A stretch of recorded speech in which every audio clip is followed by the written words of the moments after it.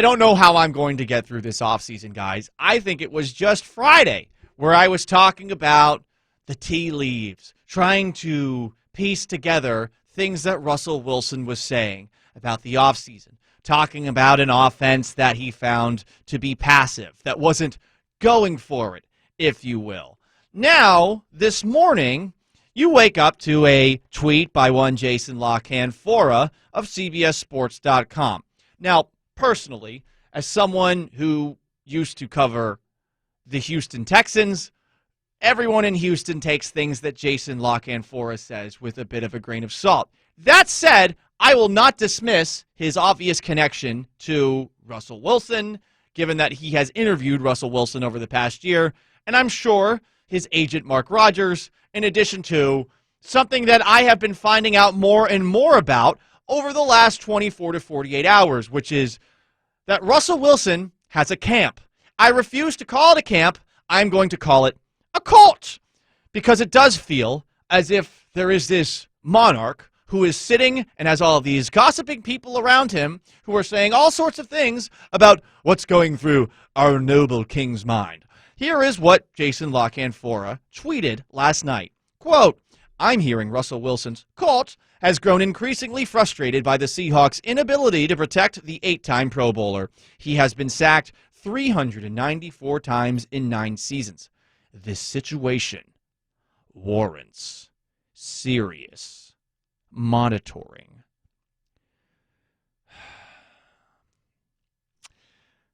I don't care what Russell Wilson's court has to say. If Russell Wilson says this himself, I will listen. But why is Russ talking through a third party? And honestly, seeing as this is coming out of his court, I feel like this has been signed off upon in some way, shape, or form. And to me, it just reeks of victim complex. Does Russ really have it that bad in Seattle? Sure, he gets sacked a lot. He's been sacked 40-plus times a year in every single season outside of his rookie year. 394 times to be specific, as is pointed out and probably underlined in this tweet, if you were to read it and it was in a book or something like that. Maybe it's in italics or it's bold. But Russ is a part of those sacks.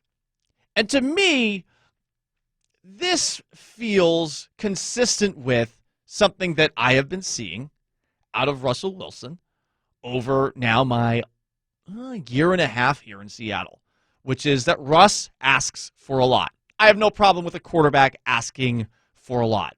At the end of last season, Russ asked for more pace in the offense. He's doing that again this offseason. Russ asked for superstars. Russ lobbied for Antonio Brown. And then this offseason, you have Russ most recently saying that the offense got too passive. Okay, again, I'll listen to Russ.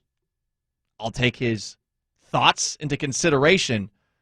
But when you have something like this come out of your court, it really feels like the court seems to think that while Russ might be a part of why the Seahawks struggled last year, he ain't a very big part of those struggles. And I got to say, based off of what I saw the last 9 games of this past season, Russ is heavily involved in those struggles. It's not to say Russ is a bad quarterback. And I like Russ, and I want Russ to stay here. I am not a crazy person suggesting that the Seahawks move on from Russ because his court is unhappy.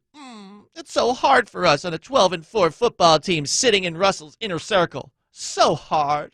I'm not saying that. But what I am saying is that I don't want to hear from these people. And I feel like I'm just going to hear from these people more and more and more. What's the end game here when you're bringing this up? Seriously, what is Russ's court's end game? What are you trying to accomplish? The Seahawks have a limited amount of cap space. They don't have a first-round pick. They don't have a third-round pick because, by the way, they traded for a superstar, Jamal Adams. What do you expect to happen now that you've released this? Are the Seahawks going to say, oh, well, I guess it's been a lot of fun these last 9 years. We have a great quarterback, but, man, we have been abusing Russ. We're going to let him go. We're going to send him to a home that can actually take care of him, appreciate him. No, they're not going to do that. They're not going to do that at all. No team would ever do that in their right mind. They will look this offseason at ways to address the offensive line. Left guard definitely needs some improvement. They'll probably also look at some weapons to surround Russ with. But that's all they should do.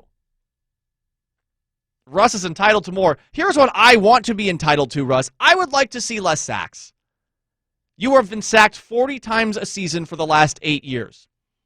That's partly on an offensive line, which hasn't every single season been up to snuff, but I think they made some serious improvements from last year to this year. And guess what still happened? You got sacked a lot. And I think that's a number that you can shrink on your own. You are in control of one part of this situation about you getting beat up over and over again. You can take less sacks. Patrick Mahomes found a way to. And I feel like all of this came from Russell Wilson sitting in the owner's box next to Roger Goodell with Ciara to his left, staring despondently at the field and thinking to himself, oh, so this is what it's like for me to go through this. Looking at Patrick Mahomes getting beat up and abused all game long. And I just feel like he's not actually looking at himself honestly. Because this is a guy who has explained away sacks as being just, a part of his game. I'm going to make some plays, but I'm also going to get hit from time to time, and that's a fair trade-off. Here is Russell Wilson on the Dan Patrick Show when asked about those protection problems that Jason Canfora highlighted in last night's tweet. Sometimes you hold on to it a little bit, just because you're looking for that play and you find those guys, but also so many times it turns into touchdowns too. You never want to be sacked that many times. 400 times up basically is way too many, 400 too many. So I think that's a big thing that we got to fix. That's got to be fixed, and has to be, at the end of the day, because my goal is to play, 10 to 15 more years. And so when you think about that and longevity and legacy and all that, and you watched the game the other night, the difference between that game was Tom was taking shots down the field and getting the ball, to his guys and stuff like that. But, he wasn't touched really. He got touched. I think he got sacked one time in the game. The difference in that game was Tom taking shots down the field? The difference in that game was Tom handing the football off to Leonard Fournette and to Ronald Jones, who averaged both 5 yards a carry. So that's running the football more efficiently, which is something I think in years past that Russell didn't really want. And then go to the first part of that. He was watching Patrick Mahomes, and he's seeing Patrick Mahomes escape the pocket and run outside and do all of these things that Russell Wilson used to be able to do a lot better.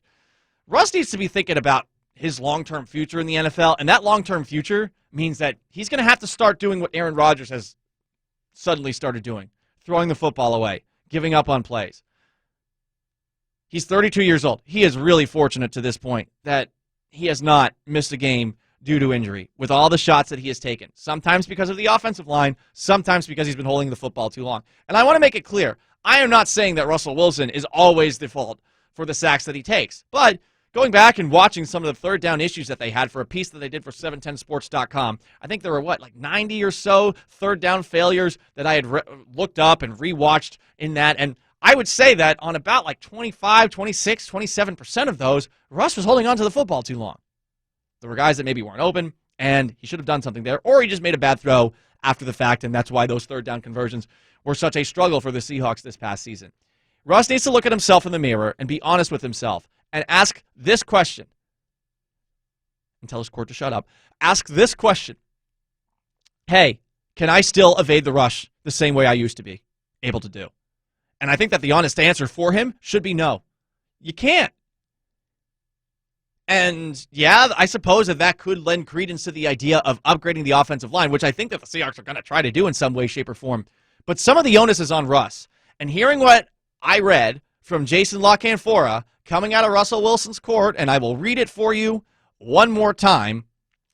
I'm hearing Russell Wilson's camp has grown increasingly frustrated by the Seahawks' inability to protect the 8-time Pro Bowler. He has been sacked 394 times in 9 seasons. The situation warrants serious monitoring.